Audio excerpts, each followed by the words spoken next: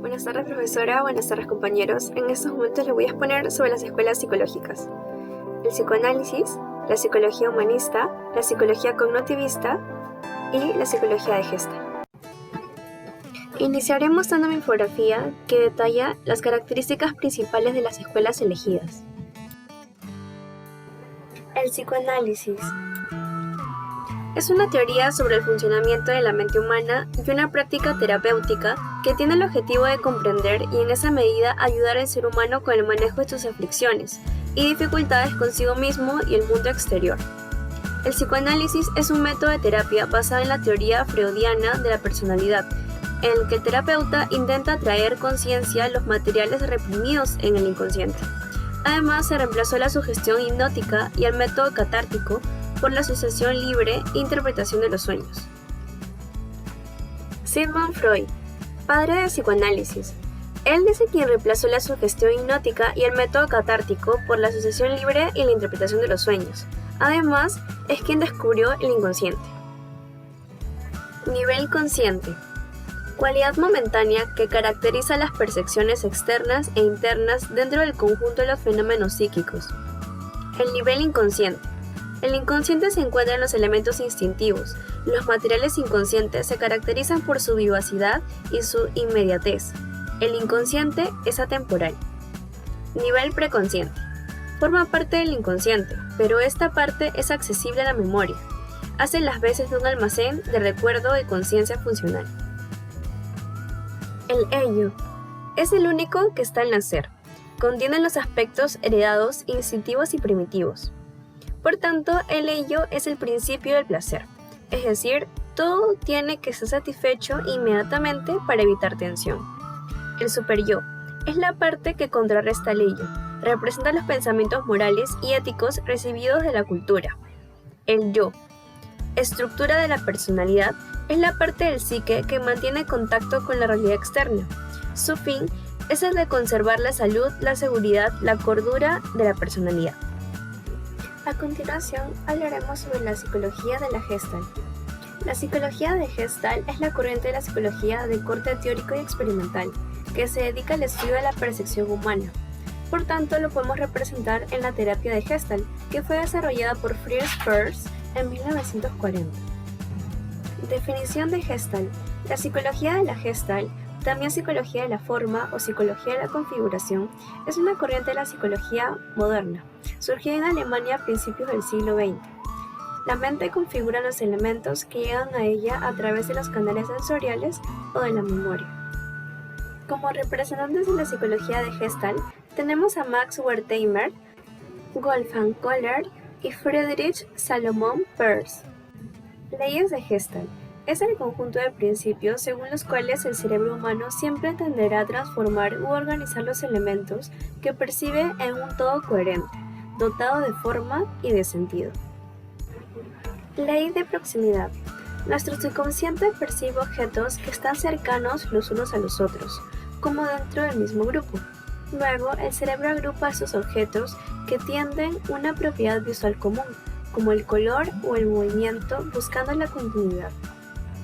Ley de cierre. Hablaremos sobre las diferentes posibilidades y combinaciones de la forma y los entornos, basándose en que una forma será mejor si contiene un contorno mejor cerrado.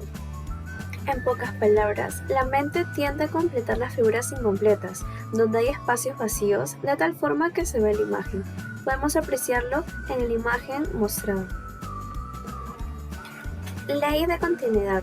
Nos dice que los elementos orientados en la misma dirección tienden a organizarse de una forma determinada. Eso significa que preferimos interpretar la información visual como conectada en lugar de desconectarla. Podemos apreciar en la imagen cómo los elementos se agrupan en una misma dirección, percibiendo así nosotros la continuidad. Ley de la pregnancia, también llamada de la buena forma. Según esta ley, existen figuras con diversos significados, que tienden a percibirse primero o producir un mayor impacto visual. Es decir, el cerebro intenta organizar los elementos que percibe de la mejor manera, formando e involucrando el sentido de la perspectiva, el volumen, entre otros. Ley de la figura y fondo. Muestra cómo nuestras mentes encuentran un enfoque visual separando la figura de su fondo. Podemos notar en la imagen que no existiría una figura sin el fondo. Además, la atención que uno le permitirá ver la figura y su distinción. Ley de la semejanza. En esta ley se establece que la mente agrupa los elementos similares, ya sean su forma, tamaño y color, entre otros, y los organiza en una entidad. Así, los elementos con atributos visuales semejantes se perciben como pertinentes a un grupo, sin importar la distancia que los separe y solo por ser similares.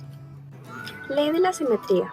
Según esta ley, las imágenes simétricas son percibidas por nuestro cerebro como iguales, hasta como uno solo. La simetría utiliza figuras divididas de forma geométricamente perfecta, lo que genera la aparición de una variable importantísima, es decir, el equilibrio. Ley de la experiencia. Esta ley afirma desde el punto de vista biológico que el sistema nervioso del ser humano se fundamenta por sus propias experiencias de vida y su conocimiento del mundo exterior. La experiencia y sus sensaciones se organizan en la conciencia y crean cualidades formales que pueden ser novedosas.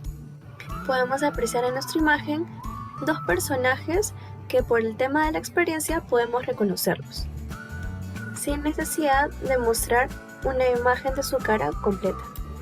La teoría de Gestalt propone que cada uno tiene su propia verdad y se centró en el potencial creativo de cada sujeto. Enfatizaba que la percepción es la clave de la realidad y nosotros somos los responsables de cambiarla. Y su objetivo principal de la terapia de Gestalt es lograr que la persona se desenmascare frente a los demás, y para conseguirlo tienen que arriesgarse a compartir sobre sí mismos. La psicología cognitiva se encarga del estudio de la cognición, es decir, de los procesos mentales implicados en el conocimiento. Su objeto de estudio son los mecanismos básicos y profundos por los que se elabora el conocimiento. Además, en la psicología cognitiva también es conocida como la psicología cognitivista, que es el área de la psicología que se encarga del estudio de los procesos mentales implicados en el conocimiento, siendo sus objetos de estudio los mecanismos básicos y profundos por los que se elabora el conocimiento, desde la percepción, la memoria y el aprendizaje, hasta la formación de conceptos y razonamiento lógico. Nuestros representantes fueron Lev Vygotsky y Jean Piaget. La teoría computacional de la mente utiliza la metáfora del ordenador para fundamentar la idea de que nuestro sistema cognitivo procesa la información del mismo modo que lo hace una computadora.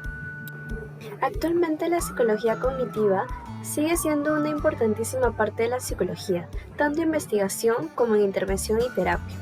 A su proceso han ayudado los descubrimientos en el ámbito de neurociencias y la mejora de sus tecnologías, que permiten así escanear el cerebro para obtener imágenes sobre sus patrones y activación. Como podemos apreciar en la imagen, en las siglas fMRI, más conocido como resonancia magnética funcional. La psicología humanista es una psicología de la salud, no de la enfermedad. Por ello, no se centra en casos clínicos, sino en personas sanas, pero tal vez insatisfechas. El objetivo de estudio de la psicología humanista es el propio ser humano en su contexto más natural.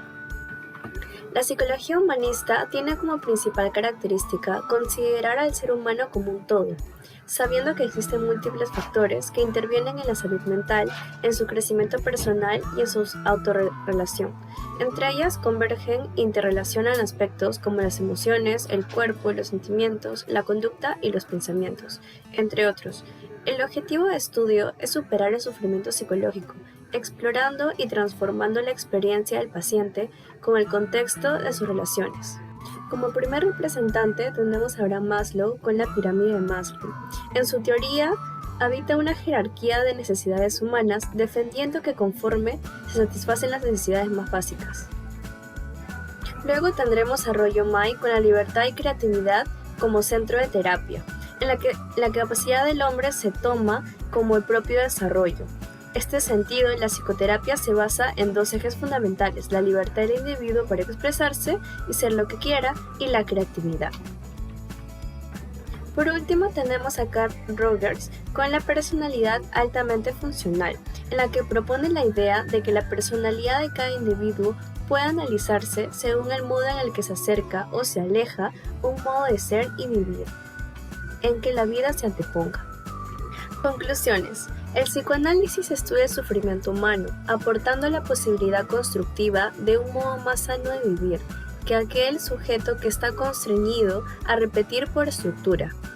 En ello reside su carácter subversivo, su enorme importancia, y es este el motivo por el cual el psicoanálisis ha revolucionado la filosofía, la psicología y el ambiente intelectual y científico desde el siglo XIX hasta nuestros días.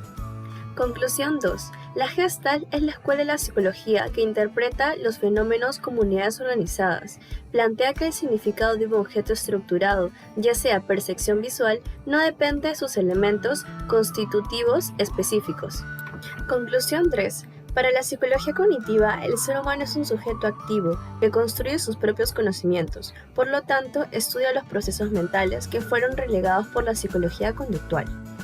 Punto número 4. La psicología humanista rompe con la coraza que envuelve al hombre, formada de su inexistencia en la vida, generando un proceso de crecimiento interno y por lo tanto un renacer de su ser, de sí mismo, en donde su existir lo va creando a partir de su esencia que lo hace ser humano.